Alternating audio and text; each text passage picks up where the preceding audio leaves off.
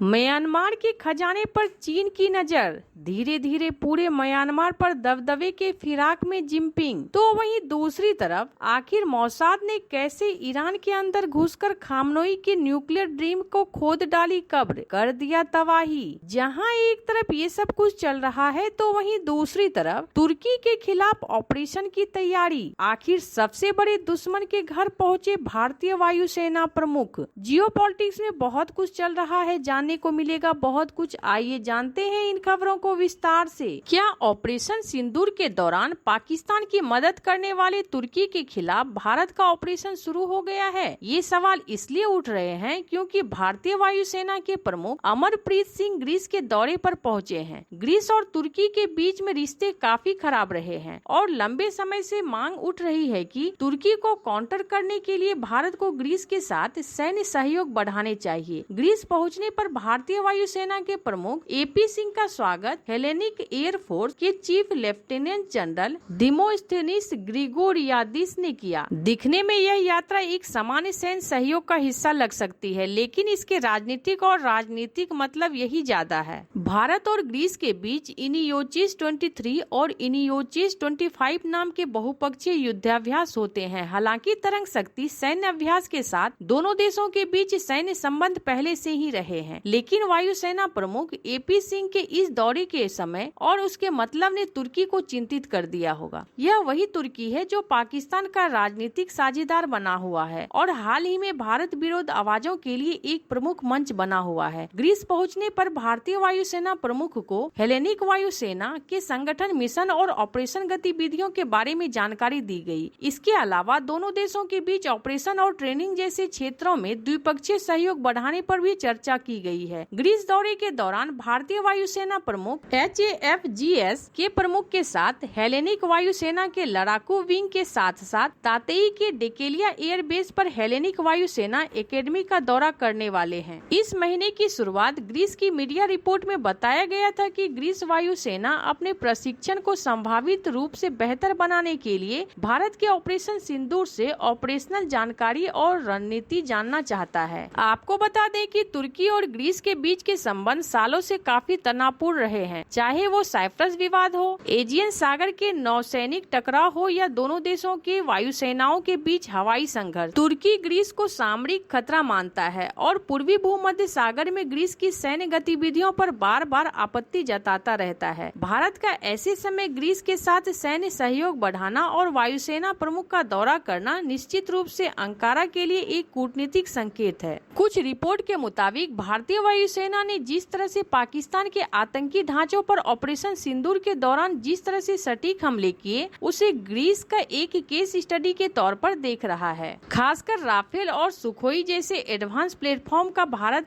ने जितनी सटीकता के साथ इस्तेमाल किया है, ये वो बताता है कि भारत ने अपने रणनीतिक में बदलाव किया है और तुर्की को उसी भाषा में जवाब देने का नीति को अपनी प्लानिंग का हिस्सा बनाया है। तो वहीं दूसरी तरफ ईरान के पूर्व राष्ट्रपति महमूद अहमदीनेजाद ने साल 2021 में एक सनसनीखेज दावा किया था। उन्होंने खुलासा करते हुए बताया था कि कैसे इजराइल की खुफिया एजेंसी मोसाद ईरान के चप्पे चप्पे पर मौजूद है। उन्होंने कहा था कि ईरान में इजरायली खुफिया एजेंसी मोसाद के ऑपरेशंस को फेल करने के लिए काउंटर मोसाद इकाई का गठन किया गया है और कई महीनों के बाद पता चला कि उस एजेंसी के प्रमुख समेत कई अधिकारी असल के मोसाद में ही एजेंट थे। पिछले कई सालों में इजरायली खुफिया एजेंसी ने ईरान के एक खतरनाक जासूसी नेटवर्क बना रखा है और इसी नेटवर्क ने 13 जून को ईरान में इजरायली हमले की बुनियादी रखी थी। मोसाद के बनाए प्लान के मुताबिक ही इजराइल ने अचानक ईरान के एयर डिफेंस सिस्टम को खत्म करना शुरू कर दिया। इजराइल ने जब 13 जून को ईरान पर हमले शुरू किए थे और शीर्ष जनरलों की हत्या की थी, उसका पूरा प्लान मोसाद ने ही तैयार किया था। इस पूरे ऑपरेशन की प्लानिंग मोसाद ने काफी पहले कर ली थी। कुछ रिपोर्ट के मुताबिक 13 जून को ईरान पर हुए विनाशकारी हमले से पहले मोसाद ने करीब 3 सालों की तैयारी थी। इस दौरान ईरान के अंदर छोटे आकार के ड्रोन और विशेष हथियार खुफिया एजेंटों ने तस्करी कर पहुँचाए थे। हथियारों के अलग अलग पार्ट्स को अलग अलग रास्ते से पहुंचाए गए थे। मोसाद ने ऑपरेशनल बेस भी ईरान के भीतर ही तैयार किया था, जहां से ये ड्रोन सीधे मिसाइल लॉन्चर और एयर डिफेंस सिस्टमों को निशाना बना सकते थे। यही वजह है कि ईरान मोसाद की मदद करने वालों को पकड़ने के लिए खतरनाक अभियान चला रहा है और दर्जनों लोगों को गिरफ्तार किया गया है। कुछ रिपोर्ट में तो ये भी कहा गया है कि इजराइल के एजेंट्स ट्रकों को शिपिंग कंटेनरों को छिपाकर सैकड़ों विस्फोटक से लदे क्वाडकॉप्टर ड्रोन के हिस्से को चुपचाप तस्करी की। साथ ही मानव रहित प्लेटफॉर्म से लॉन्च करने के लिए डिजाइन किए गए गोला बारूद भी ईरान पहुंचाए। तस्करी किए गए उपकरणों से लेस छोटी छोटी टीमें 13 जून को ईरान की वायु रक्षा प्रणाली और मिसाइल प्रक्षेपण स्थलों के पास तैनात हो गई। कुछ रिपोर्ट में कहा गया कि जब इजराइल ने हमला किया तो कुछ टीमों ने ईरान के एयर डिफेंस सिस्टम पर हमला कर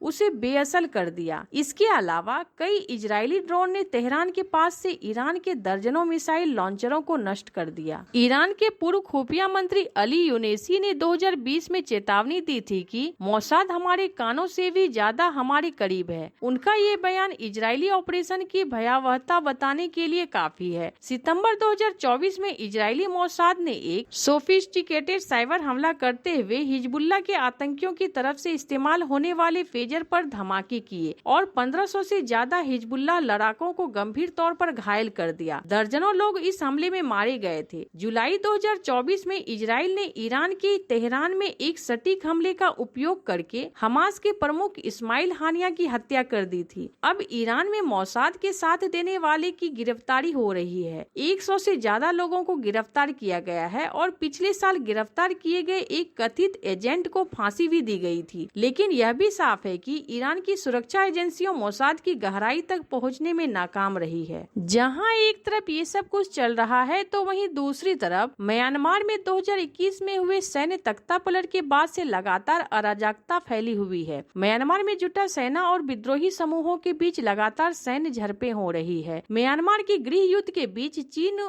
उनके दुर्लभ खनिज तत्वों की खदाने पर प्रभाव बढ़ाने की कोशिश में लगा है। हालांकि म्यांमार की अस्थिरता से दुर्लभ पृथ्वी तत्वों की आपूर्ति में चीन के लिए जोखिम बढ़ाया है। कुछ विशेषज्ञों का कहना है कि इनमें से अधिकांश धातुएं चीन को भेजी जाती है। चीन इससे दुर्लभ पृथ्वी निर्यात पर नियंत्रण बढ़ा रहा है, जिससे वैश्विक स्तर पर कमी हो रही है और उद्योगों को चीनी आपूर्ति श्रृंखला पर निर्भरता बढ़ रहा है। चीन दुनिया की शीर्ष दुर्लभ पृथ्वी उत्पादक है, लेकिन फिर भी वह इन धातुओं वाले कच्चे माल का आयात करता है। चीनी सीमा शुल्क डेटा के अनुसार म्यांमार से चीन की दुर्लभ पृथ्वी निर्यात 2018 में काफी बढ़ गया और 2023 तक 42,000 मीट्रिक टन की शिखर तक पहुंच गया। भास्करन ने कहा कि म्यांमार से आयात में भारी दुर्लभ पृथ्वी तत्व सामग्री विशेष रूप से अधिक है, जो आमतौर पर पृथ्वी की परत में कम मात्रा में होती है। इससे इनकी कीमत बढ़ जाती है। म्यांमार के उत्पादन में चीन की प्रमुख स्थिति को काफी मजबूत किया है, जिससे बीजिंग को वैश्विक भारी दुर्लभ पृथ्वी आपूर्ति श्रृंखला पर वास्तविक एकाधिकार मिल गया है। चीन की दुर्लभ पृथ्वी के लिए म्यांमार पर निर्भरता ने इसे आपूर्ति श्रृंखला जोखिमों के लिए खोल दिया है। ग्लोबल विटनेस के शोध के अनुसार म्यांमार से अधिकांश भारी दुर्लभ पृथ्वी उत्तरी काचिंग राज्य से आती है, जो चीन के साथ सीमा साझा करता है। 2021 में म्यांमार में तख्तापलट के बाद सैन्य जुटा और विद्रोहियों में संघर्ष के बीच चीन को संघर्ष करना पड़ा है। प्रोजेक्ट ब्लू के मेरीमैन ने कहा कि अगर म्यांमार ने चीन की दुर्लभ पृथ्वी फीड स्टॉक का सभी निर्यात बंद कर दिया तो चीन को कम समय में भारी दुर्लभ पृथ्वी की अपनी मांग को पूरा करने के लिए संघर्ष करना पड़ेगा। चीन इसी को देखते हुए मलेशिया और लाओस में भी परियोजनाएं स्थापित कर रहा है। चीन इस क्षेत्र में अपना दबदबा रखने के लिए सभी कदम उठा रहा है। ऐसे आपको क्या लगता है? इन सब मामलों में आपकी क्या राय है? कमेंट कर जरूर बताएं। जल्द मिलते हैं अगले वीडियो में नई खबर के साथ।